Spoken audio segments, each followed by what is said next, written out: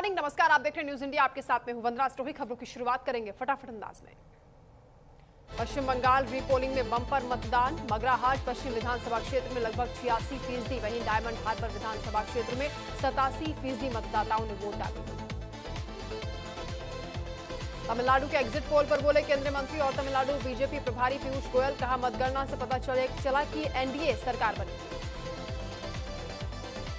पश्चिम बंगाल में जीत को लेकर बोले बीजेपी अध्यक्ष समीक भट्टाचार्य। टीएमसी पर साधा निशाना। कहा, टीएमसी की सरकार भी जाएगी और इनका दल भी जाएगा। निशांत कुमार की सद्भावना यात्रा पर बोले आरएलएम के राष्ट्रीय अध्यक्ष उपेंद्र कुशवाहा। कहा, जेडीयू के नेता हैं, अब पार्टी के विस्तार के लिए पूरा बिहार घूमना है। पश्चिम बंगाल की फाल्टा में दोबारा वोटिंग के दौरान स्थानीय लोगों और सुरक्षाकर्मियों के बीच हुई तीखी बहस। स्थानीय लोगों ने लगाए आरोप। टीएमसी नेताओं के उन्हें धमकाने की बात कही। सिलीगुड़ी विधानसभा सीट से बीजेपी उम्मीदवार शंकर घोष का बयान। कहा, टीएमसी को डर है कि वो इस बार सत्ता में वापस नहीं आएंगे।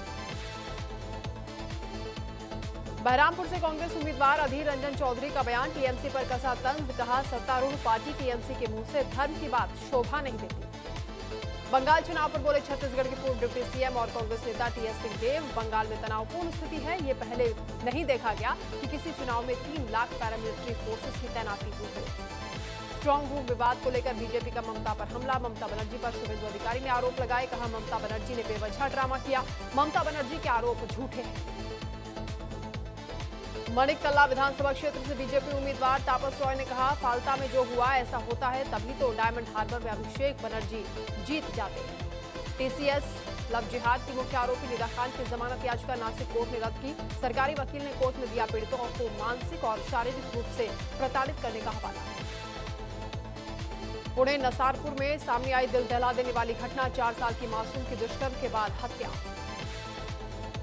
पुणे दुष्कर्म मामले में मुख्यमंत्री फडणवीस ने दिया संज्ञान। कहा, घटना बहुत निंदनीय है। आरोपी को गिरफ्तार किया जा चुका है। पुणे के चाकण में 3 साल के बच्चे की 16 साल की नाबालिग युवक ने हत्या की। लैंगिक अत्याचार कर धारदार चाकू से गला काटा।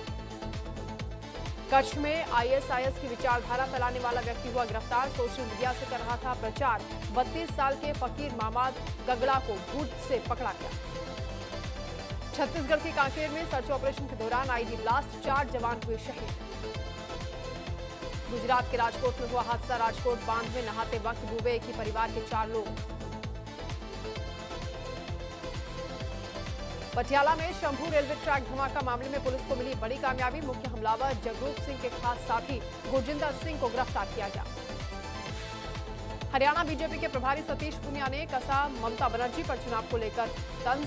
सुप्रीम कोर्ट जाने के फैसले को बताया हार स्वीकार करना। जम्मू कश्मीर के अनंतनाग में पुलिस की बड़ी कार्रवाई। नार्को नेटवर्क पर कसा शिकंजा। ड्रग पेडलर से जुड़े 1 करोड़ की कीमत वाला 15 दुकानों का अवैध कॉमर्शियल कॉम्प्लेक्स ध्वस्त हुआ।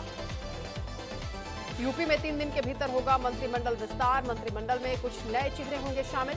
पुराने चेहरों को दी जा सकती है संगठन में जिम्मेदारी। सूत्रों के हवाले से खबर। लखनऊ में बीजेपी ने निकाली महिला आक्रोश मशाल यात्रा। भारी संख्या में महिलाओं ने लिया हिस्सा। लखनऊ में मशाल रैली के दौरान बोले यूपी बीजेपी अध्यक्ष पंकज चौधरी। कहा, संसद में विपक्षी दलों के महिला बिल का विरोध करने को लेकर देश की महिलाओं में आक्रोश है। वहीं गाजियाबाद में कमिश्नरेट पुलिस की सराहनीय पहल। खोए और चोरी या लूटे गए 700 फोन का पता लगाया। फोन मालिकों के चेहरे पर खुशी। विपक्ष की ओर से किए जा रहे स्मार्ट मीटर के विरोध को लेकर बोले यूपी सरकार के मंत्री ए.के. शर्मा। कहा, विपक्ष हर रिफॉर्म का विरोध करता है। गाजियाबाद के कैला भट्टा में हिंदुओं की धार्मिक यात्रा पर हुए पथराव के बाद तनावपूर्ण हुआ माहौल। लोनी विधायक नंदकिशोर गुर्जर ने पीड़ित हिंदू परिवारों से मुलाकात की। ग्रेटर नोएडा प्राधिकरण की 143वीं बोर्ड बैठक का आयोजन। 6048 करोड़ का बजट पास होने से लेकर नई सड़कों के निर्माण, पानी के बिल में राहत, ईवी बसों की शुरुआत तक हर मोर्चे पर बड़े फैसले हुए। जबलपुर क्रूज हादसे के बाद वाराणसी में बढ़ी सतर्कता। पुलिस ने चलाया विशाल सुरक्षा अभियान। नावों पर लाइफ जैकेट पहनना अनिवार्य। उत्तर प्रदेश के गाजियाबाद के शालीमार गार्डन में पुलिस ने चलाया अतिक्रमण के खिलाफ अभियान। सड़क और फुटपाथ पर कब्जा कर बैठे लोगों को हटाया। उत्तर प्रदेश के कासगंज में सामने आया हैवानियत का नमूना। शराब के लिए पानी न देने पर शराबी ने 9 साल के बच्चे की गोली मारकर हत्या की। लाश के दौरान जान गई। आम आदमी पार्टी के सांसद संजय सिंह का बयान, कहा बंगाल में बीजेपी कंगाल होने जा रही है। आगरा में निर्माणाधीन मकान पर हुआ हादसा, तीसरी मंजिल से गिरा गार्डर, हादसे में 3 मजदूर घायल हुए। अंबेडकर नगर में महिला ने की क्रूरता की सारी हदें पार, ईंट मारकर अपने ही 4 नाबालिग बच्चों को मौत के घाट उतारा। हाथरस की सादाबाद रोड पर दिखा तेज रफ्तार का कहर, कार ने बाइक सवार को मारी टक्कर, घटना में बाइक सवार गंभीर रूप से घायल हुआ। गाजियाबाद के लोनी बॉर्डर थाना क्षेत्र में बुजुर्ग की हत्या मामले का पुलिस ने किया खुलासा, 2 आरोपियों को गिरफ्तार किया। नोएडा के सेक्टर 8 में कार्डबोर्ड फैक्ट्री में लगी भीषण आग, मौके पर पहुंची दमकल विभाग की कई गाड़ियां, कड़ी मुश्किल के बाद आग पर किया गया काबू।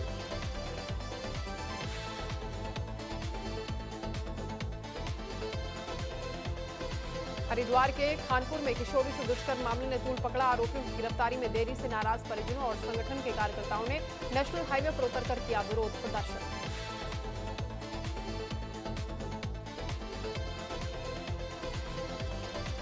उत्तराखंड के पर्वतीय इलाकों में शुरू हुई काफल की बिक्री, काफल व्यापारियों के चेहरे खिले।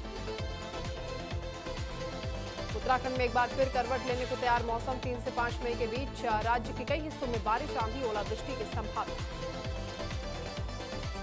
महाराष्ट्र में फल खाने से हुई मौतों के बाद उत्तराखंड खाद्य सुरक्षा विभाग ने बरती सतर्कता, रुड़की की कृषि मंडी में एफडीए की टीम ने किया औचक निरीक्षण, फलों की क्वालिटी की जांच की गई। गैस सिलेंडर के बढ़े दामों ने बढ़ाई पर्यटन कारोबारियों की मुसीबत, आगामी पर्यटन सीजन पर पड़ेगा असर, रेस्टोरेंट के खाने के दामों में 15 से 20% का इजाफा होने का अनुमान। उत्तराखंड में जमीन घोटाले के बढ़ते मामलों को लेकर प्रशासन की सख्ती, अहम बैठक का आयोजन हुआ। गढ़वाल आयुक्त विनय शंकर पांडे ने कई तथ्यों पर चर्चा की।